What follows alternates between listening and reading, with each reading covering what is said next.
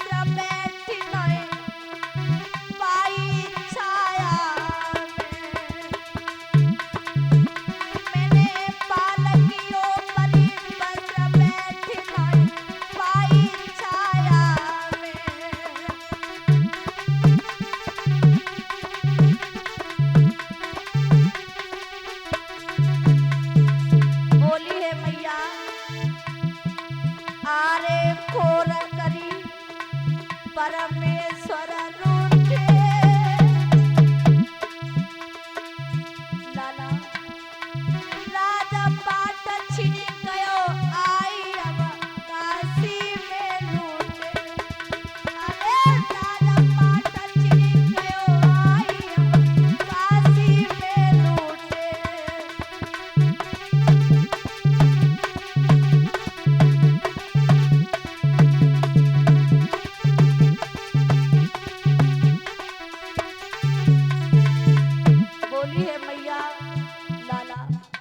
मैंने तुझे 9 महीने गर्भ में रखा, पाल पोस करके बड़ा किया। परमात्मा ने मेरे साथ में इतना बड़ा अन्याय किया कि मेरा राजपाट भी छीन लिया। अरे तेरे पिताजी भी हमें छोड़ करके चले गए, तू भी मुझे छोड़ करके जा रहा है। तेरी मैया तेरे बिना कैसे रहेगी? अरे इस जीवन को तेरी मैया तेरे बिना कैसे गुजारेगी लाला, तुझे नहीं मालूम है? अरे परी जबान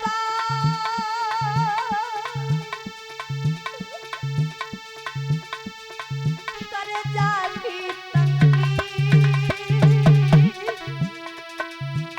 अरे बिके नीच घर जाई भूप पे हुक्म करे वंगी।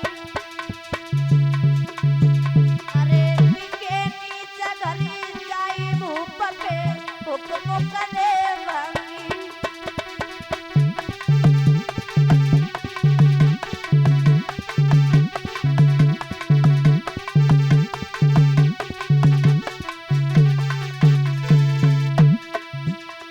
इधर मेरे भैया परीक्षित महाराज आरे करम गति तारे नाई टले,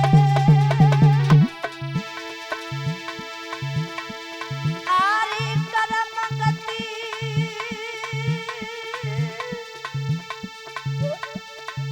तारे नाई टले, अरे पहिला जारी चंद्रिया जबंगी कर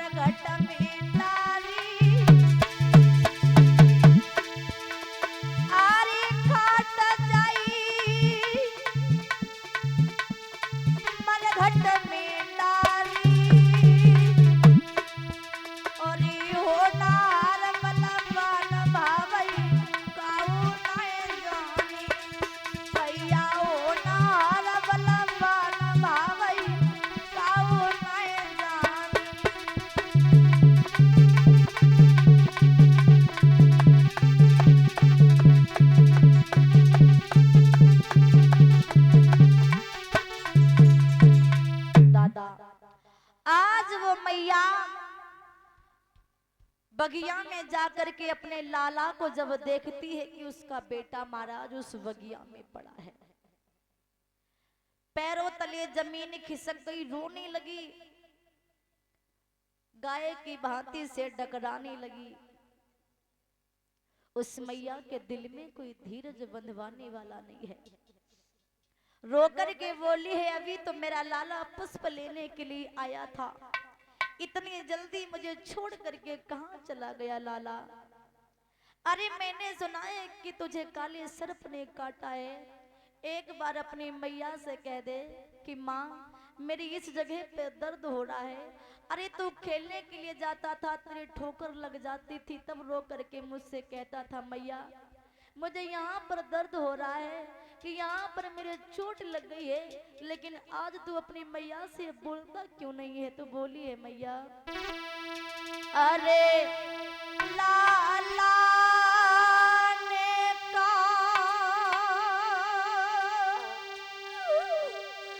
बोला सुनाई दे।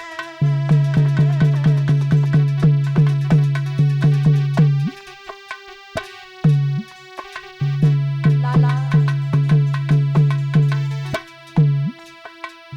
अरे छैया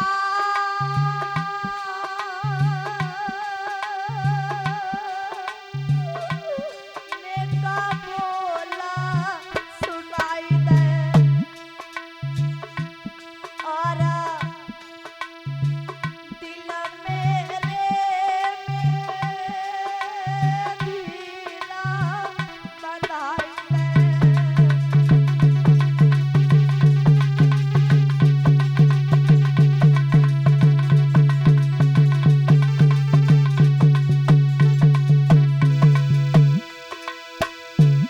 कन्हैया अरे लाला एक बार बस मैया कह करके बोल दे, यदि तू छोड़ के चला गया तो तेरी मैया भी तेरे बिना रह नहीं पाएगी छैया। अरे मेरे दिल की आग बुझाई दे रे लाला, बुझाई दे।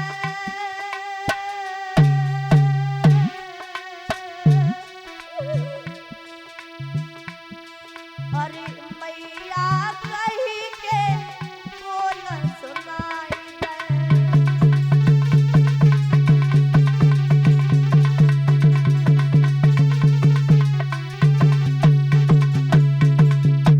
बोली है मैया लाला, बस एक बार मैया कह करके बोल दे, इस कलेजे में ठंडक मिल जाएगी।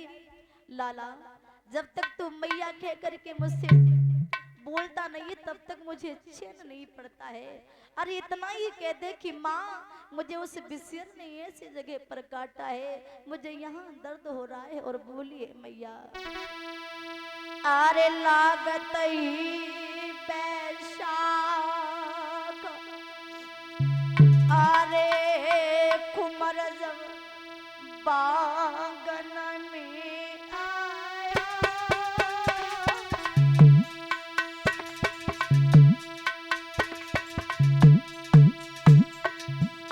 और बैठो करिया नाग मारा फट बिस्यर ने खाया। अरे बैठो करिया नाग मारी फट बिस्यर ने खाया।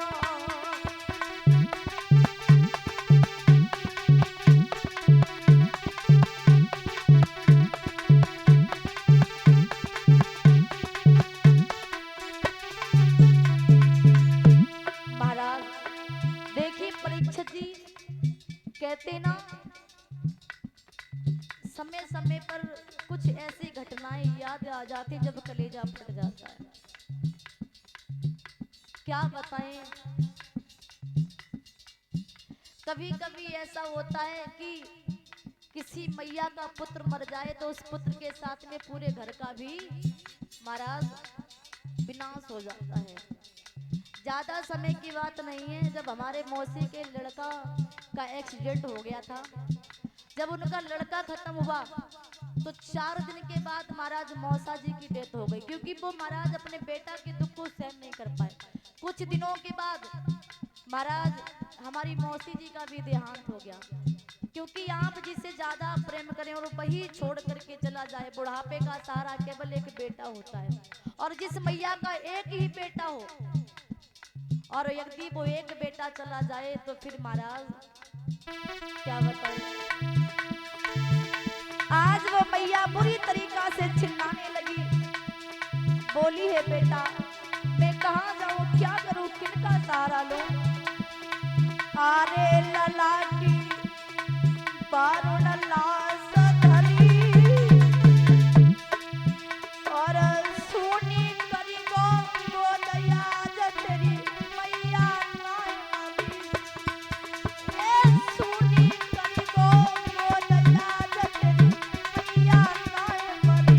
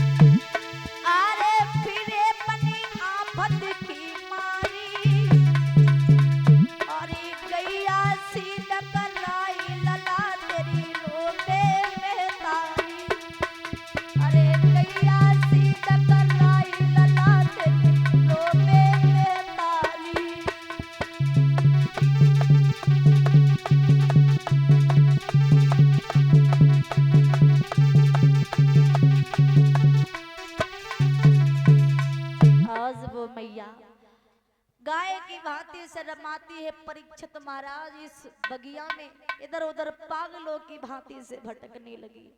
कहीं इधर भागती है कहीं उधर भागती है, बिलखती है, रोती है, चिल्लाती, आखिर मैं कहाँ जाऊं, क्या करूं। और महाराज बोली है, लाला तेरे बिना तेरी मैया ये कैसे रहेगी।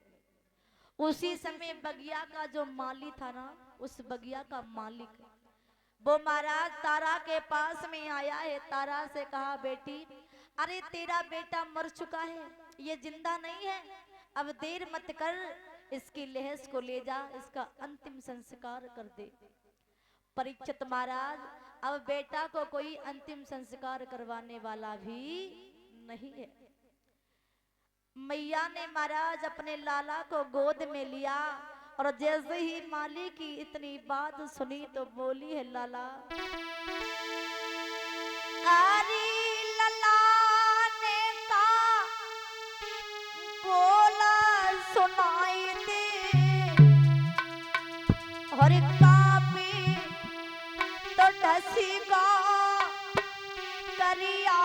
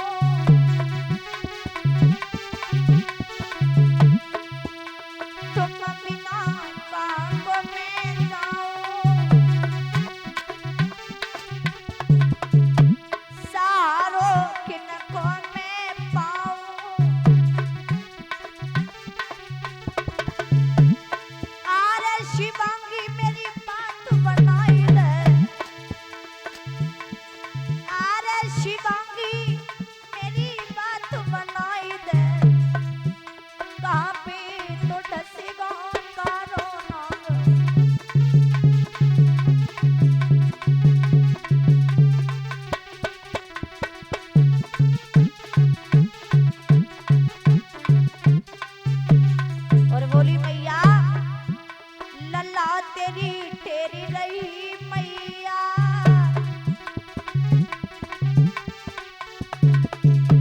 लल्ला तेरी टेरी रही मैया,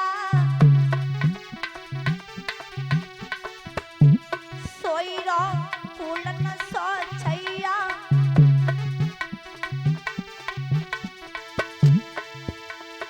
आरे कुमारी मैया समझाई दे, आरे लल्ला मैया समझाई दे, कहाँ पे तो टसी को कारो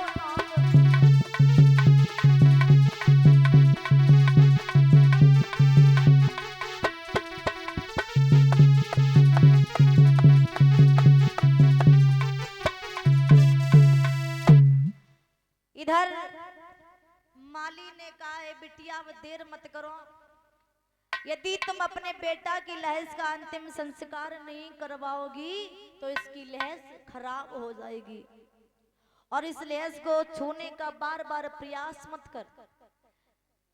समझ आया है मेरे भैया? तो उसी समय आज वो मैया माली की बात को सुनकर के अपने बेटा की लहज को गोद में ले लेती है, और गोद में लेने के बाद में चली है मरघट के लिए।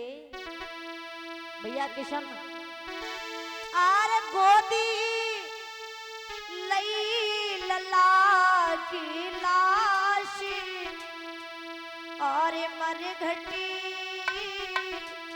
जाए रही माँ तो बेचारी।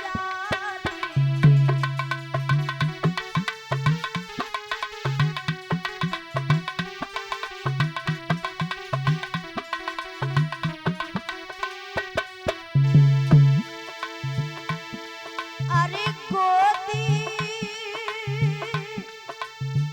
लई लला की लाश, और मरघटी चली गई मात बेचारी।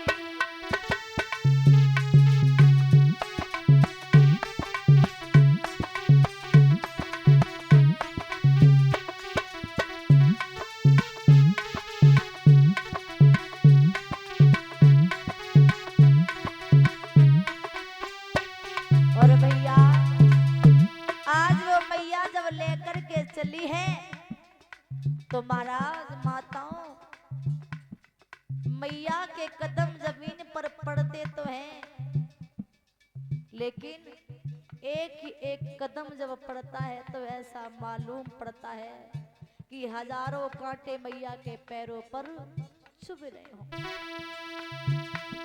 आरे जाए रही मात बेचारी,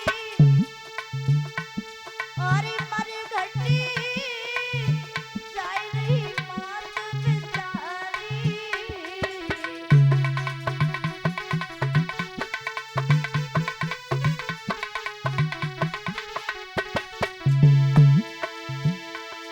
अरे गोदी लई कुंवर की लाश, मरघटी जाए रही मात बेचारी।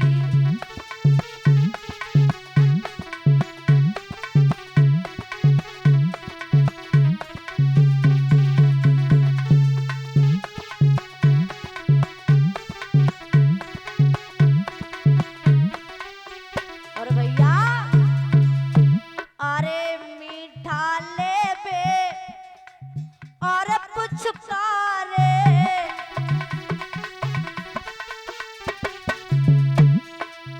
मीठा ले बे और पुचकारे,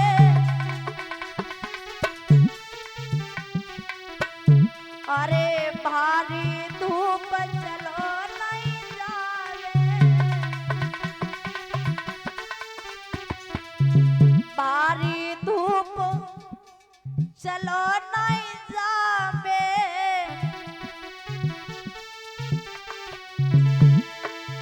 बोली है मैया तारा अरे मेरी छूट गई सब याद, मरघटी जाए रही मात बेचारी।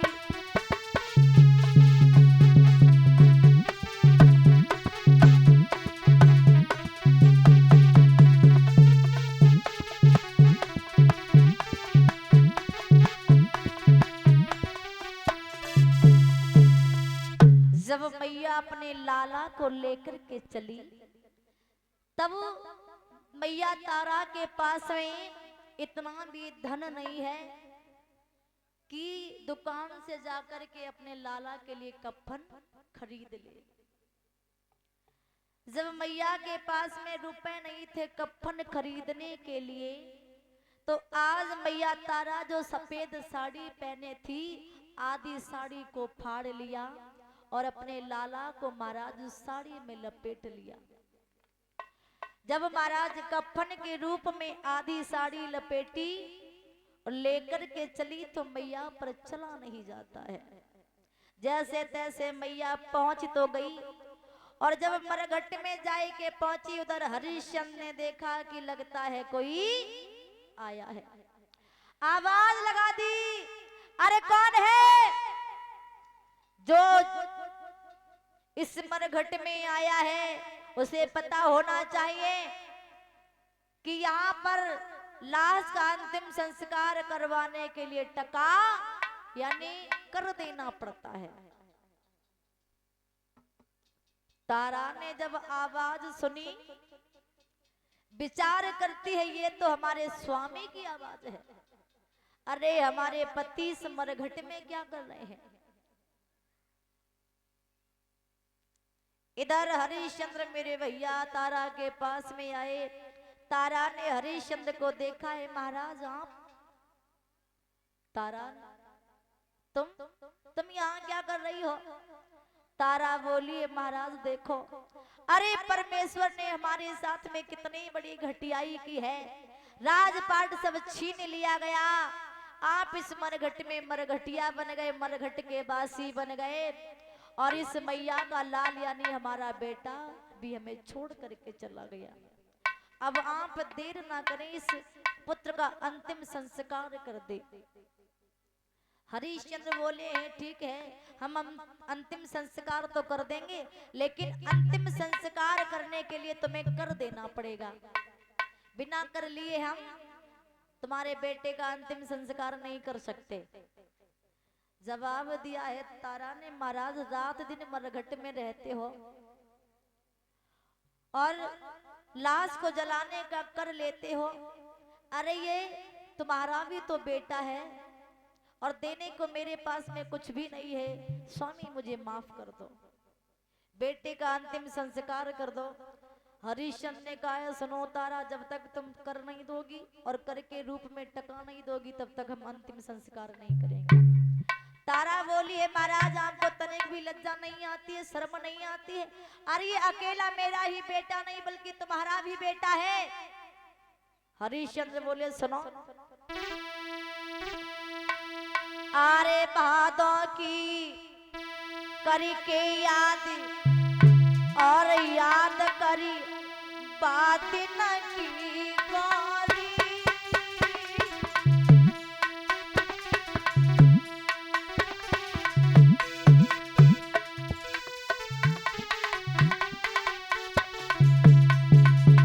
तारा भादों को लेके नाम आरे याद कर बात न की गोरी, और नई भंगी की चुता गगरिया हम लाए थे गोरी। अरे नई भंगी की चुता गगरिया हम लाए थे गोरी।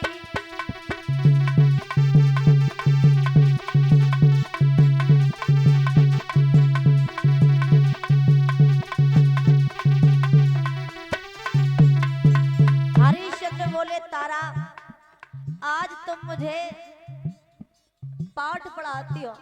अरे याद करो उस दिन की, जिस दिन मैंने तुमसे कहा था तारा मेरे इस घड़ाई में हाथ लगा दो, मेरा घड़ा उठवा दो।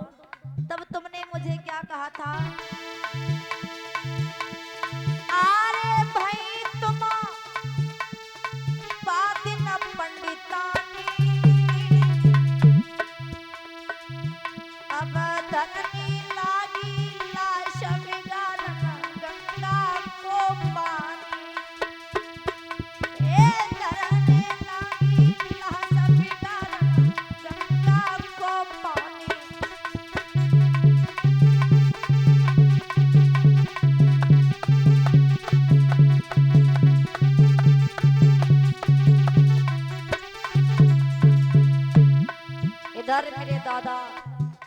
हरिश्चंद्र बोले तारा, उस दिन यदि तुम मेरी गागर उठवा देती और यदि मेरे घड़े में हाथ लगा देती तो तुम्हारा धर्म नष्ट हो जाता। और यदि आज मैंने तुम्हारे बेटा की लाश का अंतिम संस्कार कर दिया बिना कर लिए तो मेरा भी धर्म नष्ट हो जाएगा। तो उसी समय तारा जो आधी साड़ी पहने थी उस साड़ी को उतार करके रूप में दे दिया। अरे प्रभु की लीला है न्यारी, और यो नार बलवान भावई काऊ नहीं जानी, भैया हो नार बलवान भावई काऊ नहीं जानी।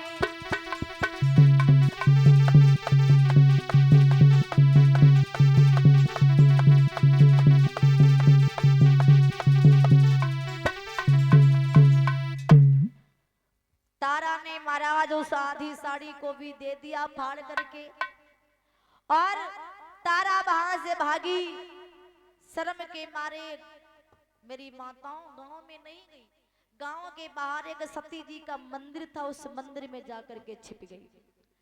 जब मंदिर में जाकर के छिप गई और उधर विश्वामित्र जी ने क्या किया, काशी नगर में जो बच्चे खेल रहे थे उन बच्चों का अपहरण कर लिया और उन्हें मारने के बाद में उस लाश का महाराज काट पीट करके तारा के पास में डाल दिया, खून के छींटा तारा के ऊपर डाल दिए और नगर में आवाज लगा दी।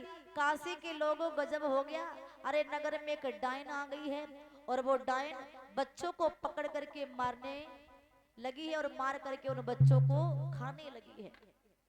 जैसे ही महाराज ये बात सुनी है काशी के लोगों ने, तो काशी के लोग उस डायन के भय से महाराज अपने घर से निकलना बंद कर देते हैं, अपने बच्चों को घर से बाहर भेजना बंद कर दिया। चारों तरफ सारे नगर में महाराज डायन का भय छा गया। राजा के कान में खबर पहुंची तो राजा ने उसी समय बुलवाया है मेहतर को। मेहतर से कहा भैया कालू भंगी ऐसा करो, जो डायन है उस डायन को जाकर के मार दो। कालू भंगी ने महाराज हरिश्चंद्र के पास में पहुंचा है, जवाब दिया भैया हरिया जो डायन है उस डायन को जाकर के मार दो, जिंदा मत छोड़ो। महाराज हरिश्चंद्र तलवार को लेकर के चले और जैसे ही सती जी के मठ में गए तो क्या देखा महाराज, वो डायन नहीं बल्कि उनकी पत्नी तारा थी।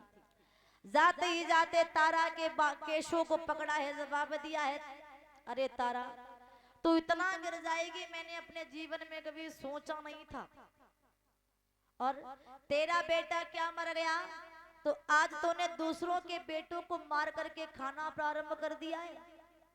इतना गिरेगी ये मैंने अपने जीवन में सोचा नहीं था।